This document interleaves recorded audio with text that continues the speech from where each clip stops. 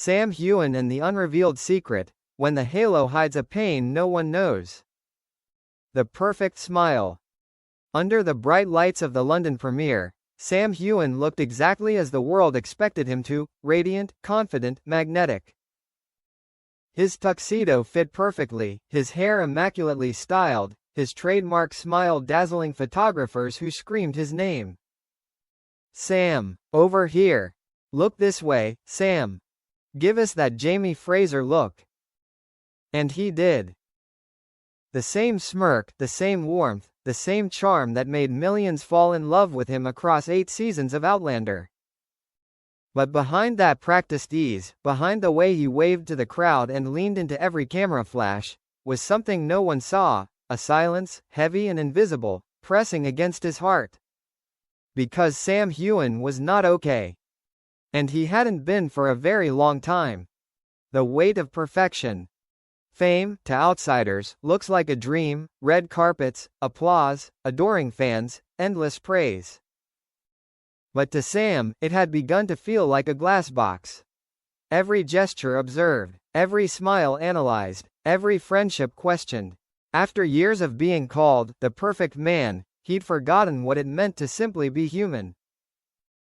On the surface, he was unstoppable, acting, producing, running his whiskey brand, climbing mountains, raising money for charity.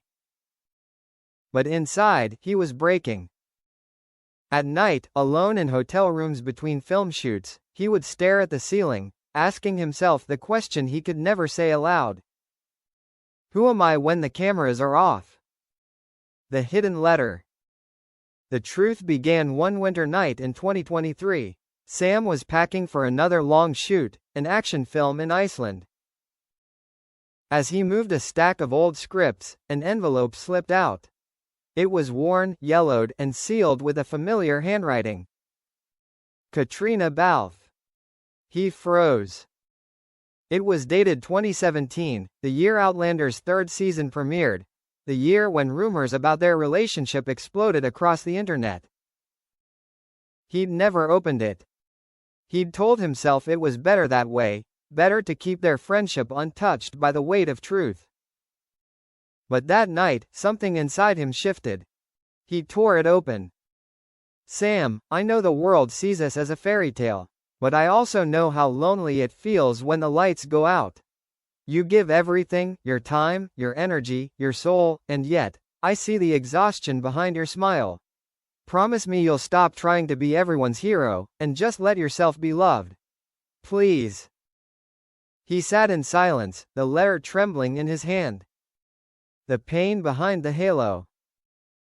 For years, he'd worn his charm like armor, protecting himself with laughter, deflecting personal questions with jokes, hiding grief behind gratitude.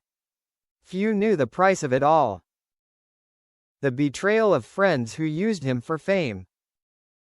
The constant judgment from strangers who felt entitled to his private life. The rumors that never stopped, about his sexuality, his relationships, his every movement. He'd learned to stay silent, to smile, to move on. But silence, over time, becomes poison. He remembered the day he broke down on set. It was during a long, emotional scene for Outlander's final season. He was supposed to cry as Jamie said goodbye to Claire. But the tears that fell weren't part of the script. Katrina had reached out, holding him tightly after the director called cut. "You okay?" she whispered. He had just nodded, but he wasn't. Because in that moment, Sam wasn't saying goodbye to a character. He was saying goodbye to years of pretending everything was fine. The mirror moment. Months later, during a charity event in Edinburgh, he found himself standing alone in the bathroom, staring at his reflection. He looked like a man everyone admired, fit, smiling, unshakable. But his eyes told another story. "Who are you now, Sam?" he whispered to the mirror. The man who helped thousands but couldn't help himself. The idol fans adored but few truly knew? He pressed his palms to the sink, remembering his mother's words from long ago.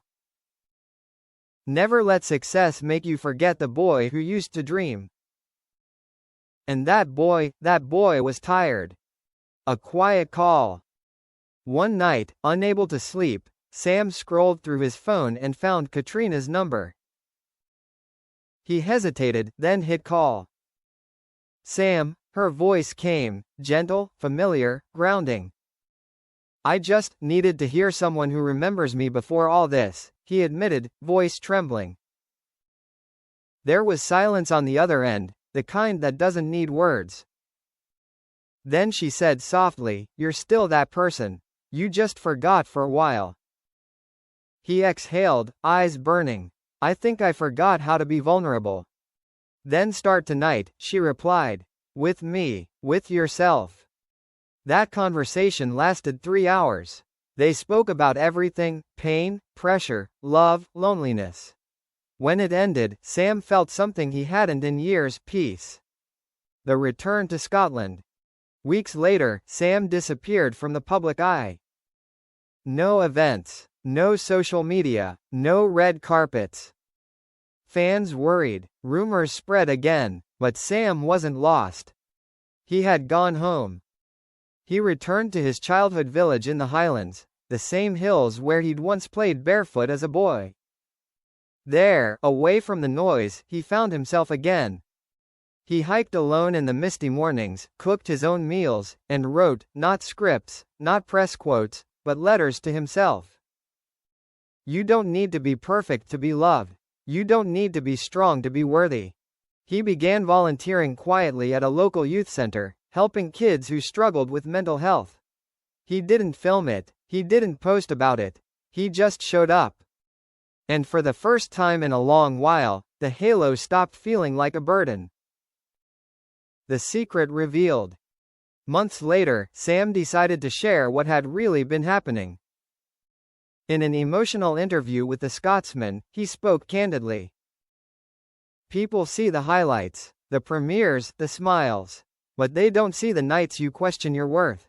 I went through depression. I hid it, because I thought heroes don't break. But they do. We all do.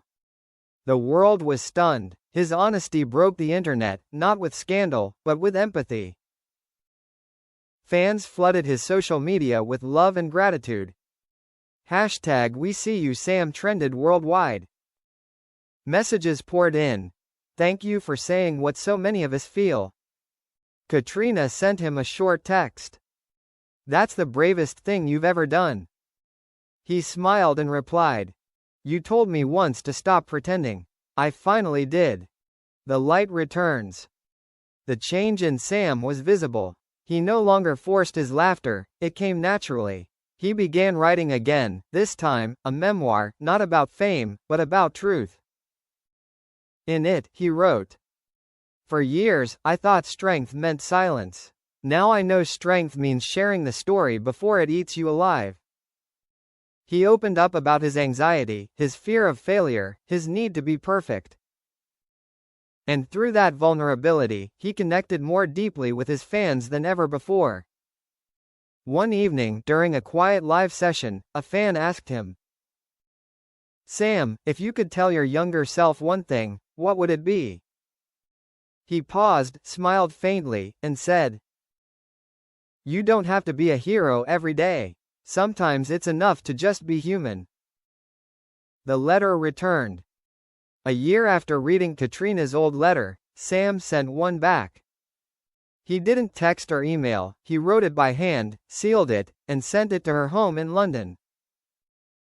You told me to stop hiding behind the halo. I finally did. You saw me when the world only saw Jamie. You saved me without even knowing it. Thank you for reminding me that I'm allowed to feel, to break, and to heal. Weeks later, he received a single-line reply. Now go live, Sam. The world doesn't need a saint, it needs you. The final scene. On a quiet evening in the Highlands, Sam sat outside his cottage, watching the sun dip below the hills. The world was still, the air filled with the faint scent of heather and wood smoke. He raised a glass of his own whiskey and whispered. To pain, the teacher I once hated, but now understand. Inside, his dog stirred, curling up by the fireplace. His phone buzzed, a new message from Katrina.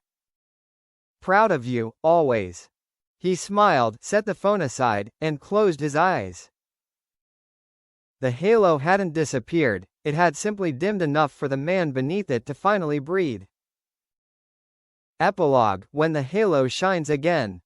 Months later, at a global charity gala, Sam walked on stage, not as the untouchable icon, but as a man reborn. He spoke not about fame, but about truth. Behind every perfect picture, there's a story. Some bright, some dark. Don't be fooled by halos. They can hide pain, but they can also protect hope. I found mine again, because I finally stopped hiding. The audience stood, silent at first, then erupted into applause. Tears streamed down faces across the room. Sam bowed his head slightly, humbled. The halo was still there, but this time, it wasn't heavy. It glowed gently, not from perfection, but from acceptance.